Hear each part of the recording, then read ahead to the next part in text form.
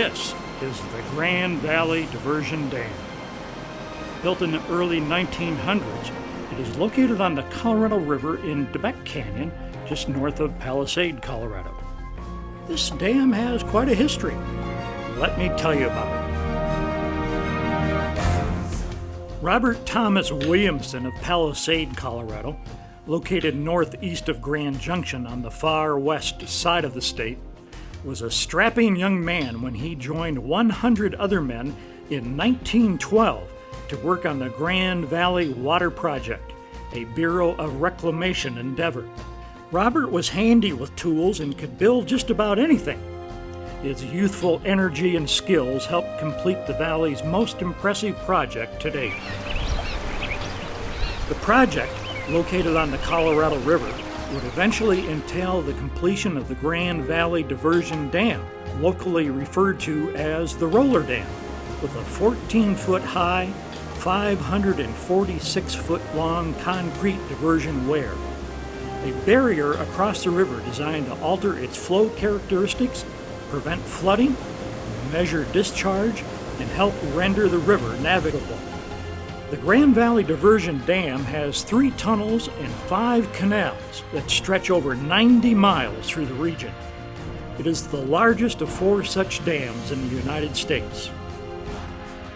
Workers came from all walks of life, many with families and sweethearts.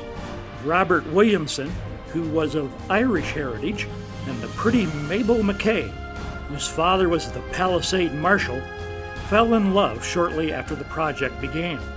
Mabel and her father often made the long wagon or buckboard trip along the river to bring Robert a basket lunch. When the area was first settled, it certainly did not look like it does now. Instead of trees, grass, and flowers, there was sagebrush, greasewood, and desert. Without the advent of the irrigation systems we use today, including the diversion dam, the Grand Valley would likely have a very different portrait. Some of the original people that came here had a very negative view of this valley. That's why would anybody stop here? But the area around the airport, I think, is a very good feel for what it would have been, and the area between Grand Junction and Delta, crossing the desert. But you know, the early accounts that I've seen were greasewood and sagebrush and just shale desert. Oh, my dad was there for 33 years. I lived there from the time I was a year and a half old until I went off to college.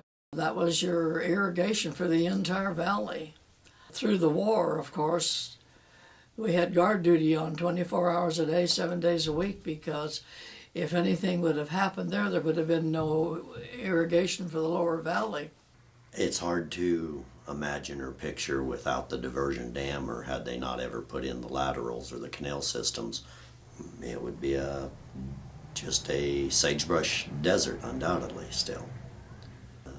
If you don't have the water, you're not going to raise anything, whether it's a lawn for the homes or for fruit or vegetables or hay or whatever. Without water, there's no, it's a start of almost life. You figure that the roller dam is what provides water for all the Palisade beaches. I mean, without the roller dam, there would be no Palisade beaches.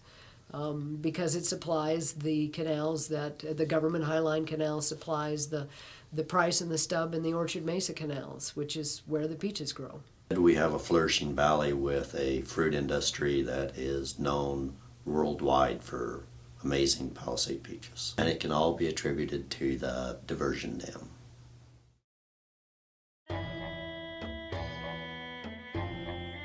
Irrigation has been a central and necessary feature of agriculture for over 5,000 years for many ancient civilizations. The first successful efforts to control the flow of water for use with irrigation were made in Mesopotamia and Egypt, where to this day the remains of prehistoric irrigation works still exist. The development of irrigation systems, especially in Mesopotamia, was one of the major paths toward civilization and modernization. The irrigation systems in Mesopotamia had some major components like canals, gated ditches, and levees also gated. Irrigation was the primary basis of the economy. In ancient Egypt, the construction of canals was a major endeavor of the pharaohs, their servants, and the general population. The land was checkerboarded with small basins defined by a system of dikes. Problems regarding the uncertainty of the flow of the Nile were recognized and addressed. During very high flows, the dikes were washed away and villages flooded, drowning thousands. During low flows, the land did not receive enough water and crops could not grow. In many places where fields were too high to receive water from the canals, water was drawn from the canals or the Nile directly by a swape or a shadoof or well pole. The shadoof consisted of a bucket on the end of a cord or rope that hung from the long end of a pivoted boom pole and was then counterweighted. At the long end of this pole hangs a bucket bag or a bitumen, a coated reed basket to scoop up and move water. Over thousands of years, irrigation techniques have been modified and adapted based on need, water availability, and diversity of its usage. The Assyrians also developed extensive public works. Sargon's son, Sennacherib, developed waterworks by damming the Tabitu River and using a canal to bring water to Nineveh, where the water could be used for irrigation without hoisting devices. For each civilization, these irrigation systems have played a major role in the evolution and development of numerous villages and cities in arid and semi-arid environments. Those ancient climates and the need for irrigation were much like that of the vast land area of the Grand Valley of western Colorado. To exist and prosper, the Grand Valley of western Colorado must have proper irrigation. The first irrigation canal, the Grand Valley Canal, was built in 1883. It is south of Palisade and diverts water by gravity from the river. As early as 1887, engineers envisioned a highline route for the most promising agricultural land, which included Palisade and land above the Grand Valley Canal. Another option was pumping water from the river, though that proved to be expensive and unreliable. A number of pumping projects, including the Smith and Struthers, Price and Stubb ditches, simply failed. It was clear that one all-encompassing irrigation system was needed. The United States Reclamation chose a site 8 miles northeast of Palisade in Debec Canyon on what was then called the Grand River. The Grand Valley Project was one of the first of 6 projects activated by the Reclamation Act of June 17, 1902, which created the forerunner of the Bureau of Reclamation.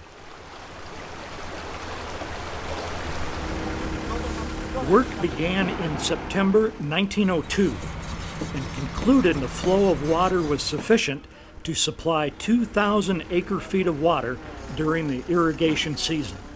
It was not practical to extend the system more than 50 miles to the Utah border, as some had envisioned. In 1903, a Grand Junction group proposed using private financing for the project. Not wanting to interfere with private enterprise, the Reclamation Service stopped work. The project was delayed for a decade for a number of reasons, which forced many fruit growers to haul barrels of river water on horse-drawn wagons to irrigate new land. On December 31, 1910, the following headline appeared in the Palisade Tribune newspaper: "President Taft recommends High Line be built." With President Taft's support, the project was able to move forward. Finally, on September 23, 1912, Secretary of the Interior Walter Fisher gave the Reclamation Service authorization to begin construction. On October 12, 1912, construction of Tunnel Number 1 began. At the construction site, the sluiceway was established to divert the river while the dam was being built. The dam was built between 1912 and 1915 as part of the Grand Valley Project and diverts water into the government Highline Canal for a full irrigation of 33,368 acres and supplemental irrigation to 8,600 acres in western Colorado's Grand Valley. The unique roller crest design was chosen because of the proximity of the Denver and Rio Grande railroad tracks already in place on the west side of Quebec Canyon. Unlike a conventional dam, it was necessary to construct a dam that would maintain the water level at approximately the same elevation during both high and low water situations. As part of the railroad's agreement, the project was required to raise the railroad tracks 5 feet higher without interrupting train service. Greek railroad employees used jacks to elevate the track and spread 19,725 cubic feet of canal excavation dirt beneath the tracks for 17,200 feet in the narrow canyon. At the time, the German firm Maschinenfabrik Augsburg-Nürnberg AG held the patents for the roller crest design. The majority of other roller crest dams were used for power, not agriculture. But given the needs of the valley and to prevent flooding the railroad tracks, this design seemed to be the best choice. Another setback was the outbreak of World War I. This made it impossible for the German firm to complete the contract.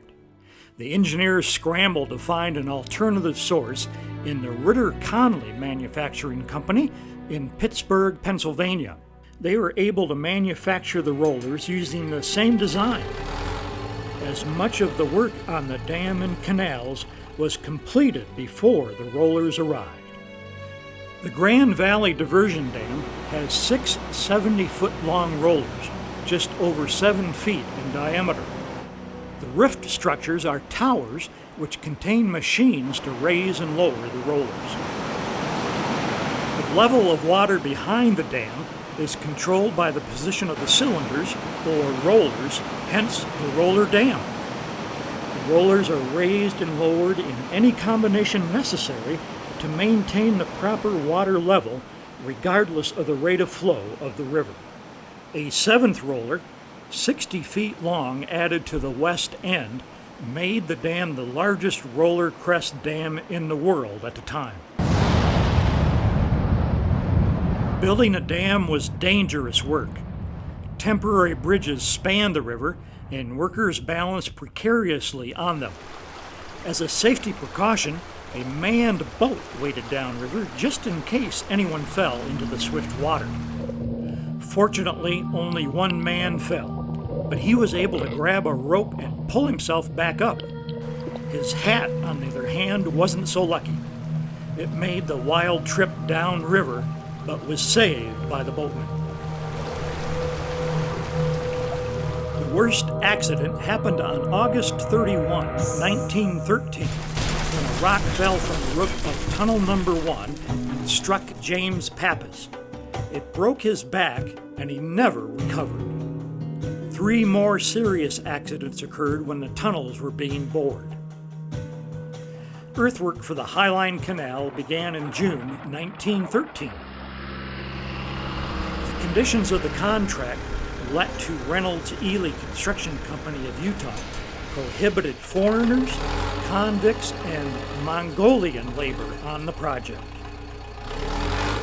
Once completed, the Highline Canal stretched 55 miles and could carry 1,675 feet of water per second.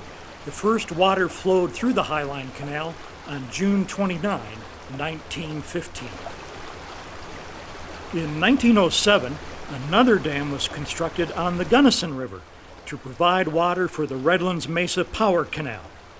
In 1917, this canal also provided water to 3,800 acres of land on Redlands Mesa. The land was soon changed. Fruit orchards and agriculture flourished. Palisade became world famous for its delicious peaches. Like a miracle, the water created by the roller dam, along with many newly dug canals, quickly transformed the desert landscape, causing the area to blossom like a rose. By the end of 1917, America entered World War I.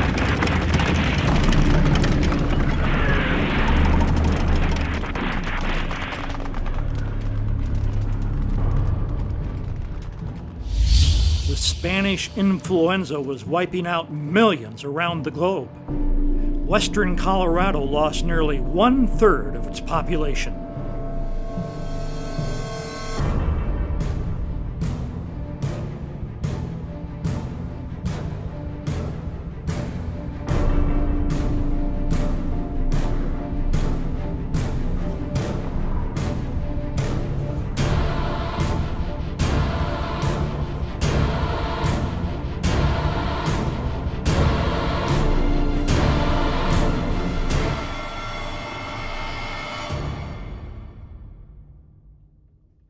By then, Robert and Mabel had married, and the entire irrigation system was completed.